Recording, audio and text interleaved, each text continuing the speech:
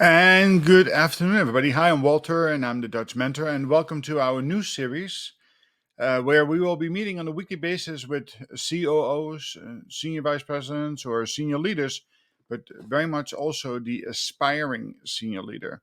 As you know by now, as I post on a regular basis, it's all about raising our self awareness to know and understand what we know and what we don't know, and of course, making a deep commitment to continuous development of self. Too often we get trapped in these senior positions and we go from meeting to meeting to meeting and we know what we need to do, but we don't have the time to do it or to do it ourselves. Or we forget about the fundamentals. Sadly, I also work with lots of clients that will tell you that the senior leaders have either never received the message or what it is like to effectively lead, and they continue to push and push. And we all know what happens when you push. You don't get the results you desire. And rarely people feel very good about being in that position of receiving the push, right? It really needs to become a pull. So we have developed a series of talks over the next weeks to come. We will meet every Wednesday at 12 o'clock, same place, same time, same link, where we will be talking about different types of topics. And of course, the first place we're going to start today is around operational efficiencies in healthcare and best practices. Well, why start there? Well, it's a perfect time of the year in November, December to start really thinking about what it is that I want to accomplish for 2025. And of course, it starts with strategic planning. Now, as you well know, finance starts their planning cycle of your fiscal years from January to December, of course, sometime in September, October. Sometimes just copy and paste the previous year, make some adjustments to it, taking into account of what it is that you want to accomplish for 2025 on a capital level, and then roll that out without really the input or the knowledge by the operational leaders of the organization itself. And that's why I find that the role of the COO, especially in healthcare, still can use a lot of improvement. If you have to look in the mirror and ask yourself the question, do my operational managers all the way down to the front line know and understand what is expected of them? And do they have access to a P&L, a profit and loss statement? Do they really know and understand the cost of what it is that they do on a day-to-day basis? I dare to ask you to go and take a walk down to the operating room and ask the question of any nurse, any doctor, any technician, the cost of a 4x4, or the cost differential between a stapler with 10 staples in it or 30 staples. And you will find out very quickly that the knowledge on the local level is not very well developed. So your want and need as a COO is to always cut cost and be cost conscious is made very difficult because if the people don't know what they have to manage, if they don't know how to measure, it's very difficult to accomplish and forget about trying to sustain it. So operational efficiency is all about establishing a rhythm for the organization that is deeply ingrained in the culture of the organization around operational excellence. And we should never forget that 90% of the front line reports to the middle manager.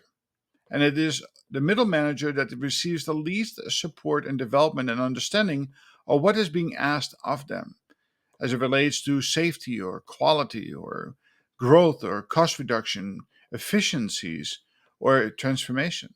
Again, the COO, the senior leaders of the organization, is not only there to set a vision and to establish North Star, but also to support that. And part of supporting is the program we're going to be talking about today is I want you to go back to the fundamentals of leadership. Now, in other talks, we will talk about the key responsibilities or the key attributes or what type of leadership you want to bring to the table. Today's is focused around the health efficiency. So I see a few people have joined today. Thank you very much for joining us. We're going to have opportunity for questions at the back end. So if you can hold your questions, you can certainly put it into the chat. And of course, after this presentation is completed and you have access to it on LinkedIn and other platforms, by all means, post your questions and I'll go back to that. And I hope that you can make a commitment to yourself that you're going this continuous path of development. So what are we doing today? So the key points is really understanding the definition of operational efficiency in healthcare and the context beyond that. I'm going to use some examples of what I've experienced and what I've worked on over the many years of my career in healthcare. That spans almost 30 years.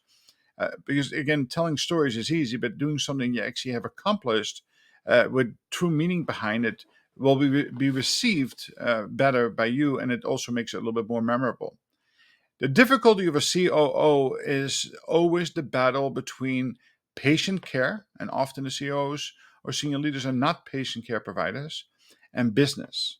At the end of the day, a healthcare organization, a hospital, is a business, right? If we don't equal cost and revenue, somebody has to make up the gap. And if nobody can make up the gap, the hospital will go out of business, right? In order to provide quality care, we need to be business minded, balanced by really focused on our patients. So we're going to be looking at 4 areas. We're going to talk a little bit about workflow. We're going to talk about optimization, waste reduction, and some patient throughput. I'll talk a little bit about the tools that you can use along the way. And if you don't have experience with these tools, again, we'll cover them in subjects to come in the weeks. And hopefully this will become a very popular destination on Wednesdays at 12 o'clock as a quick lunchtime meeting where people will come back and continue to learn. And of course, we can expand our our opportunities for development and topics as well. Again, if you have a topic that is favorite to you, by all means, put it into the comment section, and we always can talk about that. Again, so today the takeaway is that you'll be exposed to some best practices. Right? The goal of a senior leader is to adopt best practices, make it even better, and then give it back. Right? Pay it forward. But there's a tangible takeaway. And as you know me by now, I do like webinars and like conferences. They're fun social events. However, what we learn and take away from that is often forgotten by tomorrow morning and certainly after the weekend. So today, I want you to take a couple things away of things that you could put into play immediately. They sound very simple, but it's very difficult to change your habits and behaviors. But if you do this well, you can see and have an immediate impact on your team. And certainly as you continue to climb that career ladder, you can utilize these tools consistently. But I promise you, all the things that we talk about today can be done on any level of the organization itself. So standardizing procedures, right? It is about making sure that we all can sing off the same sheet of music. And it is all to do about reducing the variability. If we have a team that is subjected to do a task, they all have to have an understanding of what that means, right? What can they do? What is within the parameters? Now, if we don't measure these things, it's very difficult to understand and how effective our standardized processes are. We need to leverage technology, right? Especially with AI today, and not, of course, having met the mandate of all healthcare organizations must have EHRs. Well, AI is the next platform to allow you to see where there's variation in the processes and maybe even reduce wasteful steps in the processes. And then it is about having really good communication protocols. I always say if I look at an organization, I work with teams, I can tell you where the first 3 failures take place. It's failure to communicate, and failure to communicate. So again, cannot overemphasize on that. So let's think about what is a standardized process. I think that most hospitals today, based on what Joint Commission has required under National Patient Safety Goals and IHI and other quality measures, that all of us have adopted a huddle type scenario. And of course, on the patient care level, we take that to even more structure to having an SBAR communication protocol in place when we are handing a patient off in between departments or in between shifts to ensure that we don't miss anything and we are very consistent. Now, where did this come from? Well, as I'm a pilot, both fixed wing and helicopter flying, we always use a checklist, right? For takeoff and landing and the many things in between. Why do we do that? Because if you use a checklist, you're less likely to forget something. And of course, in healthcare, this can be absolutely detrimental if you forget something. So using a standardized approach will help you become more efficient across the value stream, or what we call the experience of the patient itself. So you can have an S-bar between the nurse and the transporter, between the nursing department and radiology. Really, from beginning to end, communication is the key to success to ensuring patient experience. But what about efficiency? Well, I can tell you that we have seen a reduction in patient wait times. Right now that we have a clear expectation and very predictable outcomes, we can take certain actions. We can change from a push system to a pull system. And anytime we can reduce wait time for the patient, it improves the patient experience. In some cases, it might even increase capacity for you to make another dollar, right? That's the business side of the house.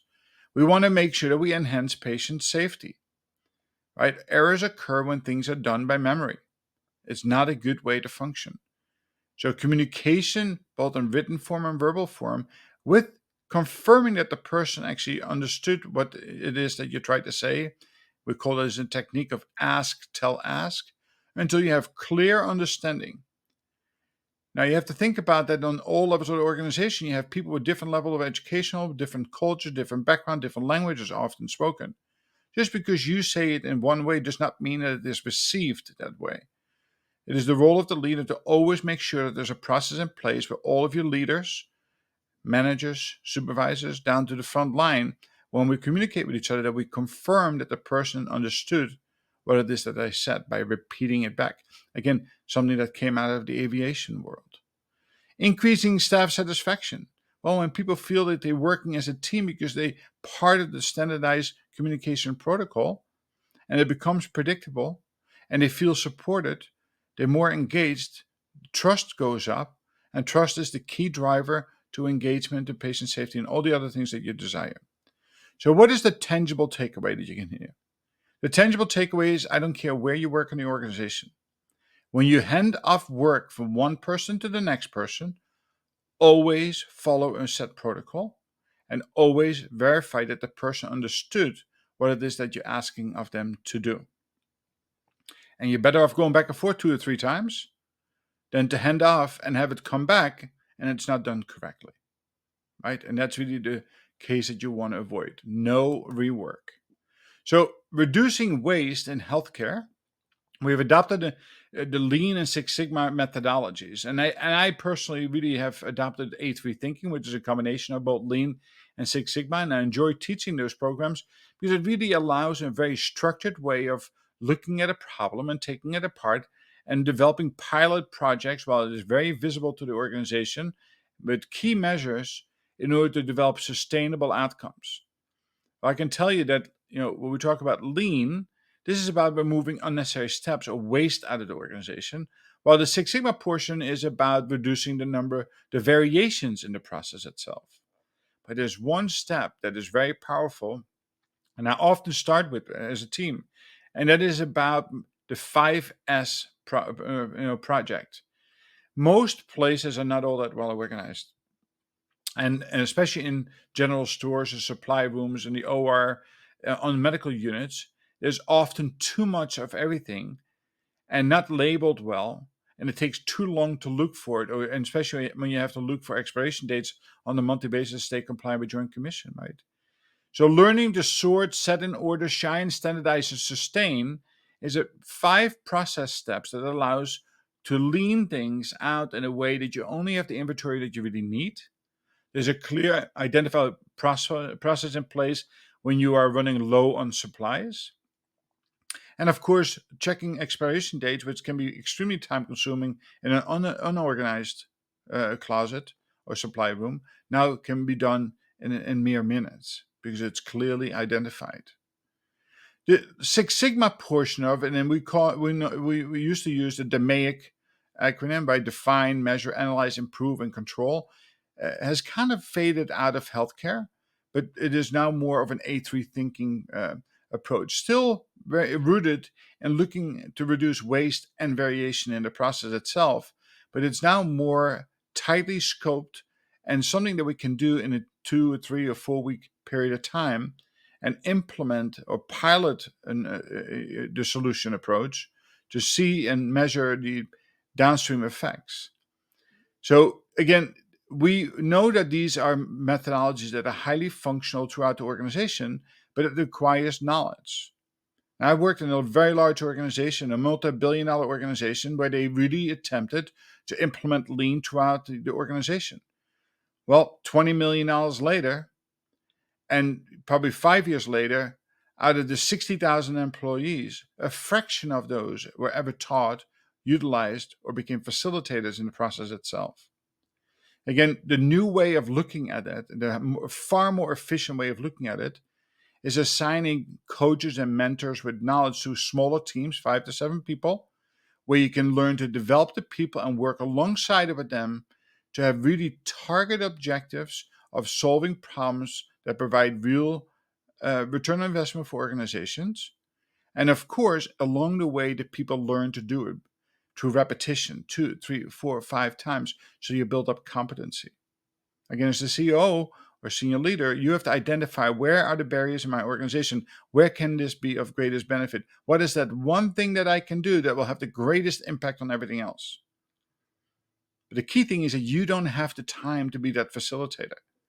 You often don't have that leader that can be all over the place. So again, coaches and mentors and facilitators are really well placed resources at a limited cost, but with a measurable return on investment.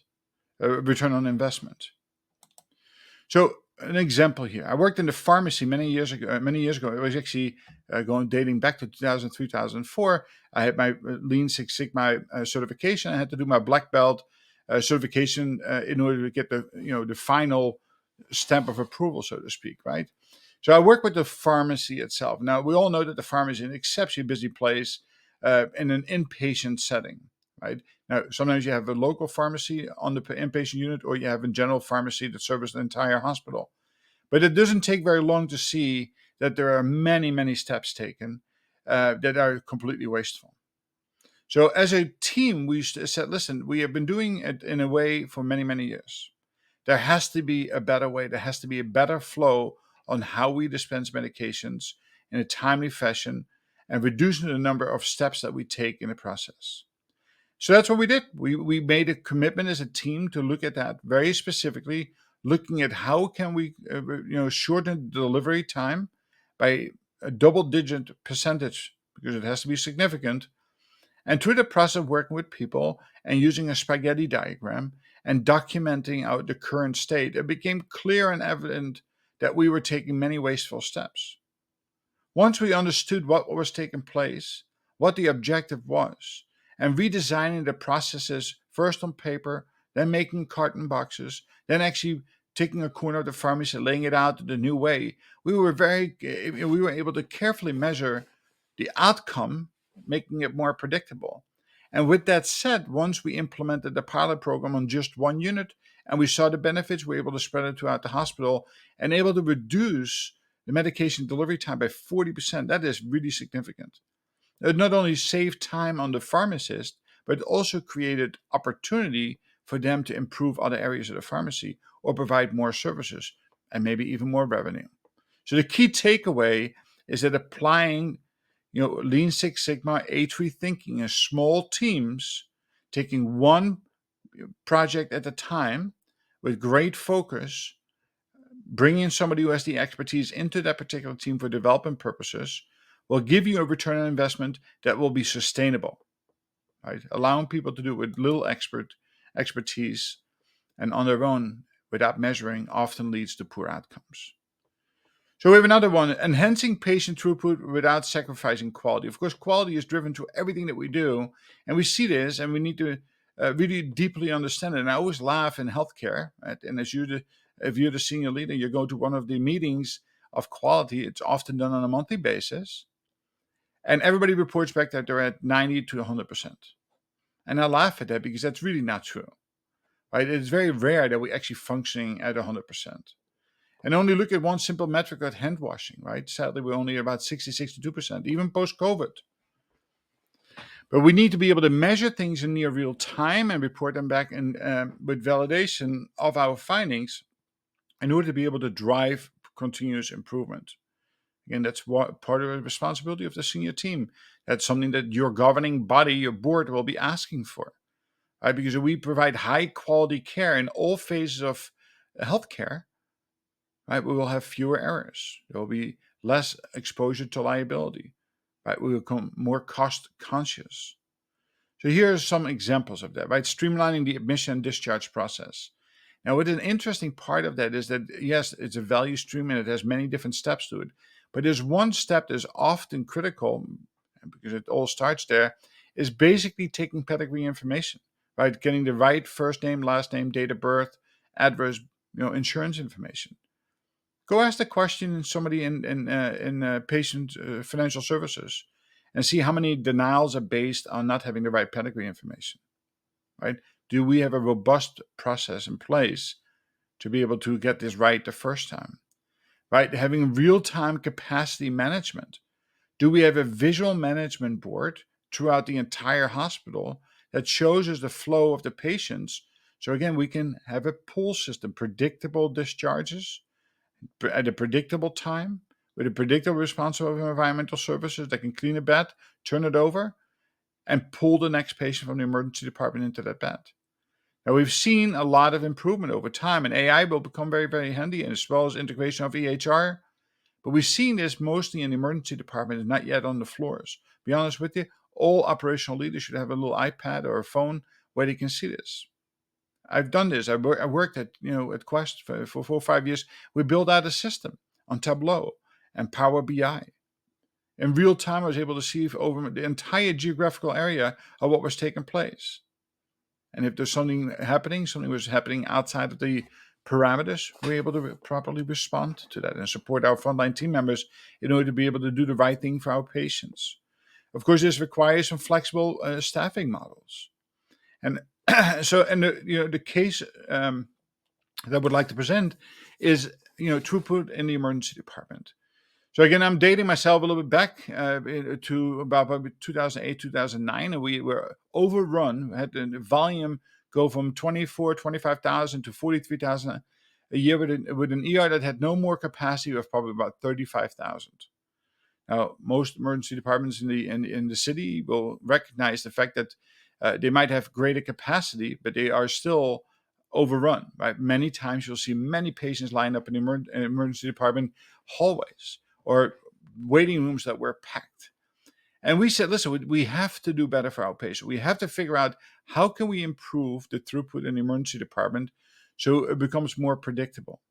And we made a commitment from top down, bottom off to create a no-wait ER.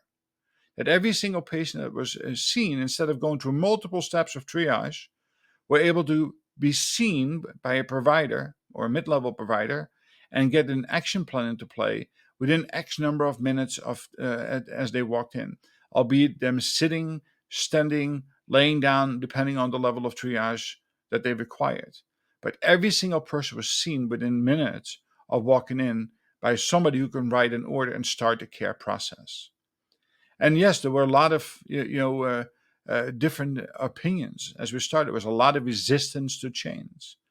But over a period of time, because it was, there was a real sense of urgency, the president CEO was engaged in all of the conversations.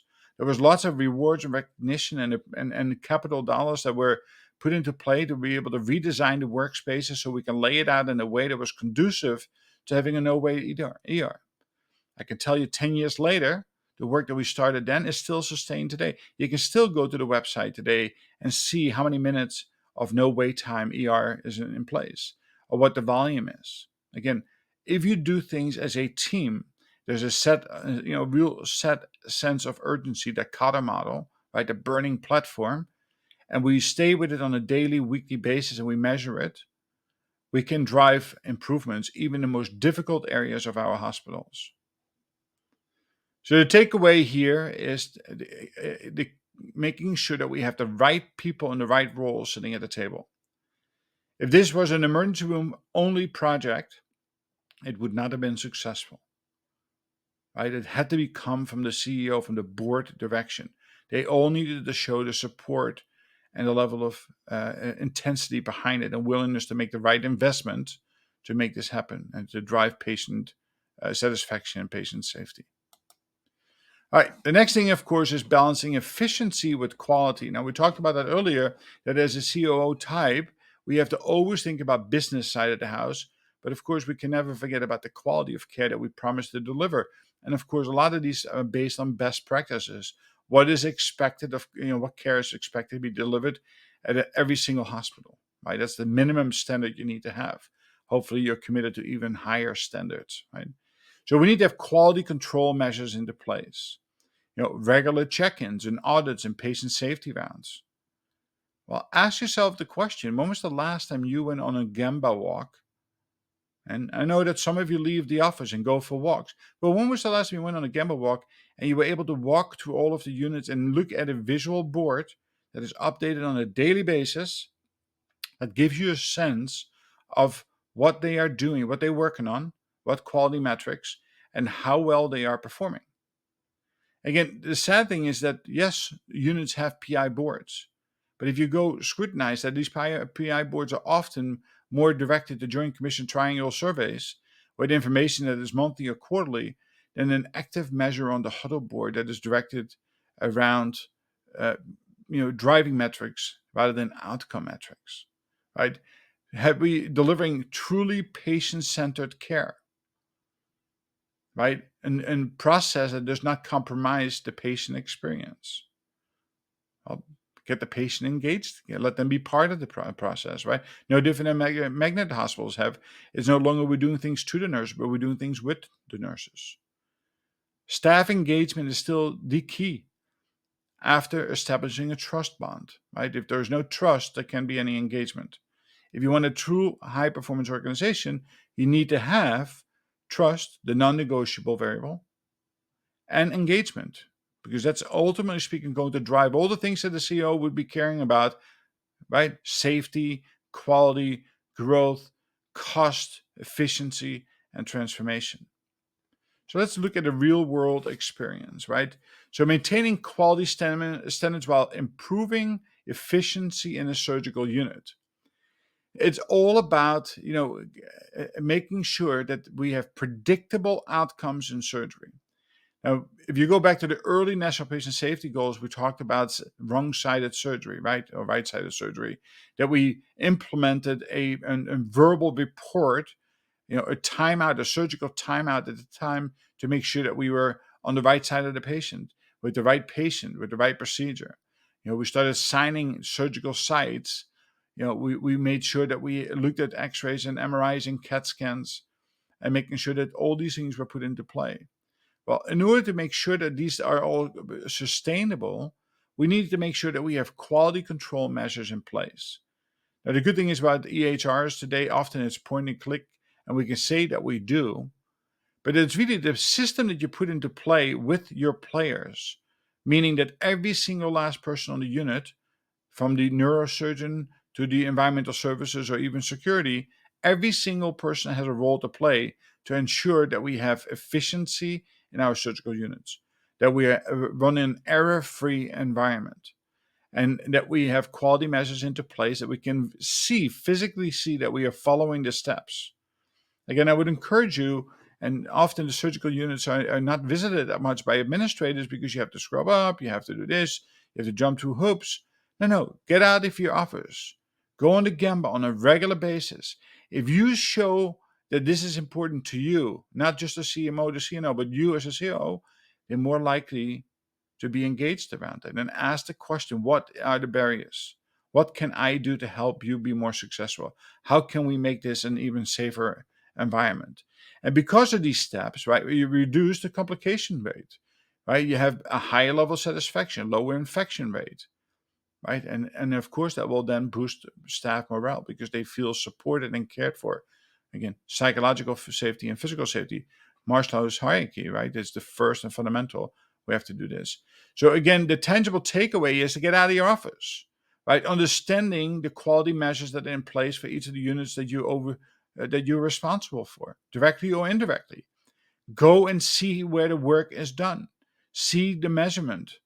I not once a month at a report out in one of your many many meetings you go to. Now you want to see as you walk around and how well the unit is doing, and then from there you support continuous improvement. Right? Go ask a patient. I will go ask the staff members and engage and see how their engagement is. Quality control is about continuous improvement, right? It's empowering the staff to be deeply engaged in this. This is not something done by the PI department or the quality department or risk department. No, this is something that is embedded to the culture of the organization. I had a really interesting conversation with Lou Shapiro. He is the past president of Hospital Special Surgery, and I asked him the question: what is it that you did as a team at HSS to make sure that you were, always on top of quality and infection prevention? And he will tell you that, and you can go to my website and go to to a nice, interesting, 20 or 30-minute talk with him. It really comes down to this, right? The importance was driven from the boardroom all the way to the person in the parking garage. That we were one team, and we talked about this all of the time, incessantly, obsessed about it. We measured everything, and we drove down variation. Right? That's the culture, but the culture is difficult to build and extremely vulnerable for it to fall apart. Right? So to summarize the key points today is that look at optimizing workflow, and that can be done in all of the units that you're responsible for, directly or indirectly, right? Patient care and non-patient care. Yeah. To me, they're all the same because they all are integrated across an entire value stream to provide good patient outcomes. And of course, in the background, that we want to have the right information collected and the right CPT code, the right ICD-10 codes, and that we have a bill dropped on the day that the person is leaving, and that we collect the dollars that we have earned. We prevent, poor, outcomes or infection prevention or readmissions, all the things we talk about. All this is done through optimizing workflows, and the key is to really have streamlined but strong communication and standardized processes for all of the areas of the hospital. Continuously keep an eye on waste. Right, anything that is redone is a waste that needs to be eliminated. Get every single last person involved in it. But the key to success is to work with small teams with a facilitator, either internal or external. And if you're interested in learning more, that's what I do for a living. I work with small teams, 1 hour per week over a 52-week period time, and we drive continuous improvement, but with sustainability to 80-90% success rates. And we know today in healthcare, especially, but that's also good for the outside, that 70-80% of the things we say we're going to do never happen. And certainly not to sustainment. We love to go back and let the fires rekindle, to come back and fight the same fires over and over and over. So we have to drive the change in order to be able to be more cost conscious. Again, one of the roles of the COO is to make sure that there's health efficiency across the entire value stream to balance the budget and hopefully have a positive margin, right? It's about enhancing throughput in all phases, maintaining high quality care standards. So what are the action plans for you today, right? If you are not doing Gambas, get that on your calendar today. Go to see where the work is done on a regular basis. I don't care if you're the CEO or an AVP or a director, you have to calendar Gamba walks and go see where the work is done, right? Encourage that you have continuous improvement throughout the organization in a visual manner. Utilize Lean Six Sigma or H3 thinking, and it needs to be done on the huddle board. So when you walk around, you can see what is taking place. Success comes from those who understand the driving metrics, not just outcome metrics. And then, of course, engaging with your peers. Because it is those you often learn best or pick up best practices by spending time with others, including paying it forward, right? Making sure that you have a succession plan in play. And we're going to talk about HR and personnel in sessions to come. But it is really, really important for you to get out there to continue to listen for best practices and to read. And again, I encourage all of my mentees to be part of the ACHE, the American Council of Healthcare Executives, and certainly pursue their credential of FACHI, or to become a board certified fellow of the American American Council of Healthcare Executives. Right? It is an attestation. Right? It's a personal accomplishment, but it also gives meaning because you should mentor people in your organization from a succession standpoint. So, with that said, I want to thank you for joining or for listening at a later time, and I'll open up to any questions you may have. I see Sergio, Danielle, Priscilla, Janine. If you have any questions for me, by all means, take yourself off mute, and we can have dialogue. Otherwise, we're going to wrap it up, and we'll do it again next week.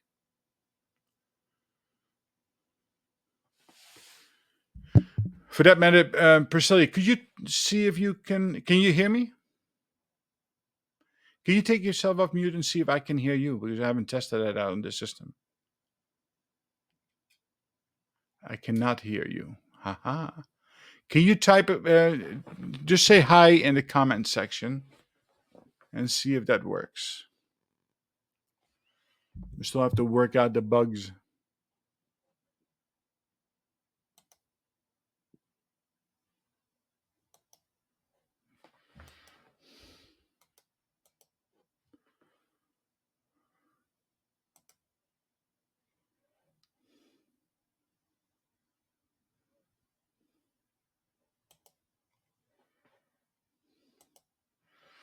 Were you able to type something, Priscilla? Just give you a thumbs up if you did.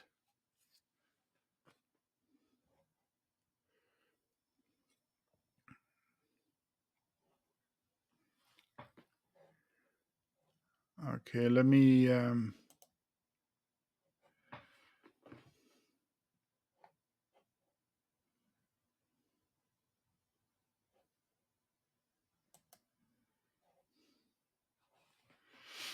Okay, I don't see it, so that's okay. We'll test it out. I'll touch base with you, Priscilla, after the to get a little feedback on what the quality was like. So we'll end the session today. I hope that people have some benefit from the conversation we had today. I look forward to seeing you again next week. And again, you can do it live or in recorded version. I'm Walter. I'm the Dutch Mentor. If you need to find me, you can always find me at thedutchmentor.com. You can book a free consultation to have a strategy session for yourself, how I can potentially help you or your team members. Again, thank you for attending today, and I look forward to future conversations. If you have any feedback, by all means, send me an email at info@thedutchmentor.com, and I would love to hear from you so I can continuously improve myself. Thank you, and we'll talk soon again.